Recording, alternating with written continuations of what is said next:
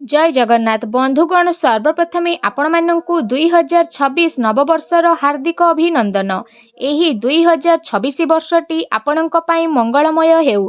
बंधुगण आज भिडियो रे आमे जानिबा 2026 वर्षटी मेष राशि व्यक्तिविशेष मानक पई विशेष भाବରେ किपरि कटिबो। जदि आमे कहिबा एही वार्षिक राशिफल वैदिक ज्योतिष शास्त्र एवं ग्रहंकर स्थिति आउ गोचर गणना को नहीं आधारित अटे। एही वीडियो माध्यम आमे आर्थिक जीवन, वैवाहिक जीवन, क्यारियर, शिक्षा, व्यवसाय एवं स्वास्थ्य विषय रे विशेष भाବରେ विस्तार पूर्वक भावे जानिबा। सेथिपाई वीडियो को पूरा शेष पर्यंत निहाती भाବରେ देखंतु। आउ जेउ माने हम चैनल को नुआ करी आछंती तले थिबा लाल रंगर सब्सक्राइब बटन को क्लिक करी आम चैनल को सब्सक्राइब करंतु और पाखरे थिबा घंटी बटन को क्लिक करी ऑल सिलेक्ट मध्य करी दियंतु। काहेकि ना आमे अपलोड करिथिबा प्रतिटी वीडियो नोटिफिकेशन आपण सर्वप्रथमे पाई परिबे। बंधुगण मेष राशि व्यक्तिविशेषंकर पई 2026 वर्षटी स्वप्न को पूरा करिबार अवसर प्रदान करिबो।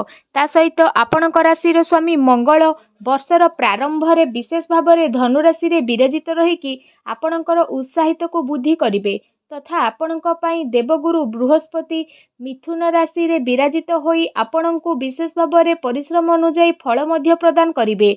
सेहीपरि शनिदेव मध्य मीन राशि रे विराजित रहिकी आपणको आगको बढ़िबा पई उत्साहित मध्य प्रदान करिबे। क्यारियर आउ व्यवसाय दृष्टि 2026 वर्षटी आपणक पई किछि महत्वपूर्ण परिवर्तन मध्य नै करी आसीबो। जानुआरी रु विशेष भाବରେ मार्च पर्यंत कार्य क्षेत्र रे आगको बढ़िबार अवसर मध्य आपणको प्राप्त हेबो। कर्म भागर स्वामी द्वादश भागरे जेहेतु विराजित रहिबे तो मंगल आपणक पई विशेष भाବରେ आगको बढ़िबारे शक्ति प्रदान करिबे। जहा फल रे आपण क्यारियर क्षेत्र रे अधिक रु अधिक सक्रियता आउ समर्पण रे जड़ित मध्य रहिबे।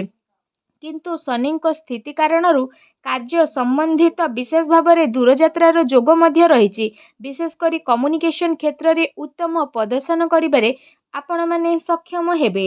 विदेशरू आपणको विशेष भाବରେ कार्यसत अवसर प्राप्ति होई जिवो। किंतु वर्षर द्वितीयार्ध समय रे शनिंकर प्रभाव आपणकर क्यारियर क्षेत्र को प्रभावित मध्य करिबो। आपणको अधिक परिश्रम और अनुशासनर आवश्यकता मध्य कराइबो। एही समय विशेष भाବରେ आपणकर क्यारियर क्षेत्र रे उच्च नीच रहिबो।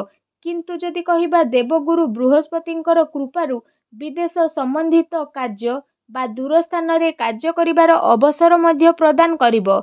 एही अवधि रे व्यवसायर विस्तार करिबारे मध्य आपण सफल नजर आसीबे। राशिर स्वामी मंगलंकर नीचस्थ हेबा कारणरू आपण कार्य क्षेत्र रे विशेष रूप रे आलस्य हेबे। सेथिपाई तीव्र गति रे आगको बढ़िबार प्रयास आपण करंतु। अगस्त रु सेप्टेम्बर पर्यंत शनि बक्री रहिबे जहा फल रे आपणकर क्यारियर रे विशेष भाବରେ सामान्य उच्च नीचर स्थिति रहिबो। एही अवधि रे क्यारियर क्षेत्र रे आकस्मिक परिवर्तनर मध्य सामना आपणको करिबाकू पड़िबो।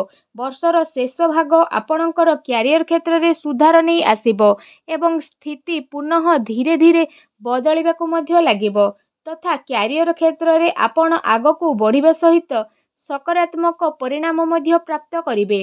अक्टोबर परे पदोन्नति और वेतन वृद्धि रे सफलता प्राप्त हेबो। सेहीपरि आर्थिक स्थिति दृष्टि 2026 वर्षटी आपणको विशेष लाभ प्रदान करिबो। वर्षर प्रारंभ समय रे लाभ भागर स्वामींकर स्थिति उत्तम लाभ आपणको प्रदान करिबा सहित परिवार पक्षरु मध्य लाभ प्रदान करिबारे सहयोग करिबे। ए वर्ष राहुंकर स्थिति आपणको लाभ भागरे थिबारु धन प्राप्ति कौनसी ना कौनसी मार्गरू आपणको लागी रहिबो। एहा व्यतीत जे कौनसी प्रकारर शेयर मार्केट आदि रे निवेश आपणको पई लाभदायक सिद्ध मध्य हेबो। कार्य क्षेत्र रे विशेष भाବରେ वेतन वृद्धिर जोग मध्य रहुअछि। ता सहित जदि एठी आमे आपणको कहिबु जदि आपण कौनसी नुआ व्यवसायर प्रारंभ करिबा पर योजना करूछंती ताहाले ए समयटी मध्य आपणको पई उपयुक्त भरा रहिबो। देवगुरु बृहस्पतिंकर प्रभाव आपणकर पार्टनर को पक्षरु मध्य विशेष भाବରେ आर्थिक लाभ प्रदान आपणको करेइबो। किंतु शनिंक प्रभाव आपणकर खर्च रे बुद्धिर संकेत प्रदान करूछि। किंतु पूर्ण निष्ठा ବା ପରିଶ୍ରମ କରିବା ଦ୍ୱାରା ହିଁ ଶନିଦେବ ମଧ୍ୟ ଶୁଭ ଫଳ ଆପଣଙ୍କୁ ପ୍ରଦାନ କରିବେ। ବ୍ୟବସାୟିକ କ୍ଷେତ୍ରରେ ବଡ଼ ଭାଇ ଓ ପିତାଙ୍କ ସହଯୋଗ ପ୍ରାପ୍ତ ହେବ ଏବଂ ତାଙ୍କ ସହଯୋଗରୁ ଆପଣ ସଫଳତା ମଧ୍ୟ ପ୍ରାପ୍ତ କରିପାରିବେ। ଶନିଙ୍କର ବକ୍ରି ଓ ବୃହସ୍ପତିଙ୍କର ବକ୍ରିର ପ୍ରଭାବ କିଛି ସମୟ ପାଇଁ ଆପଣଙ୍କୁ ଆର୍ଥିକ ସମସ୍ୟା ପ୍ରଦାନ କରିବ।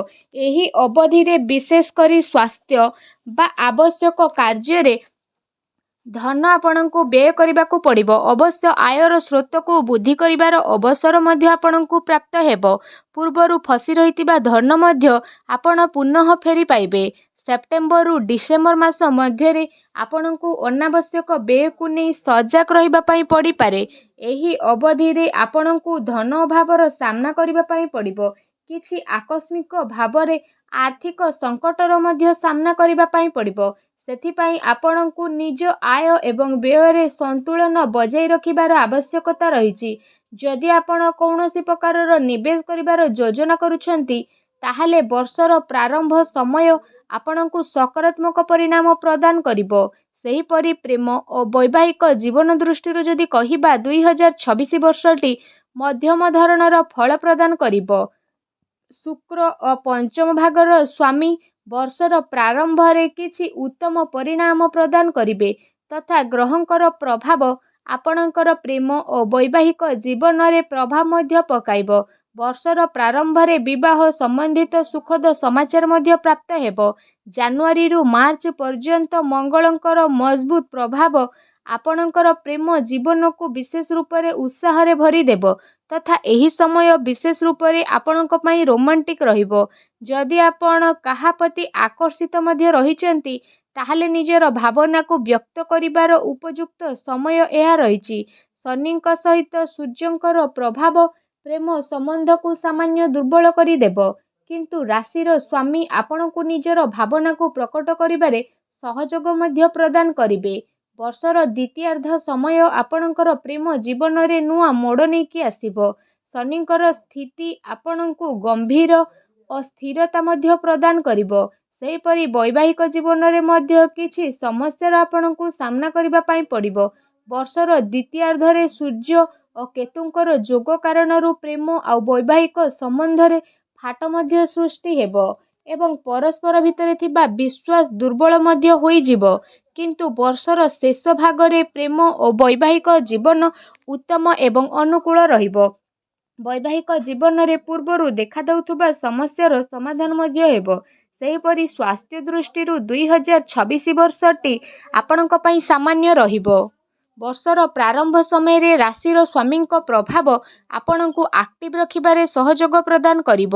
ମଙ୍ଗଳ ସରକାରକ ଗ୍ରହ ବୋଲି କୁହାଯାଇଥାଏ ଏବଂ ଯେବେ ମଙ୍ଗଳ ମଜବୁତ ରହିବେ ତ ଶାରୀରିକ ଊର୍ଜା ଆପଣଙ୍କର ପରିପୂର୍ଣ୍ଣ ରଖିଥାନ୍ତି ଏବଂ ଆପଣ ଆତ୍ମବିଶ୍ୱାସରେ ପରିପୂର୍ଣ୍ଣ ମଧ୍ୟ ରହିବେ ତଥା ଆପଣଙ୍କ ରୋଗ ପ୍ରତିରୋଧକ କ୍ଷମତା ମଧ୍ୟ ବୃଦ୍ଧି ପାଇବ।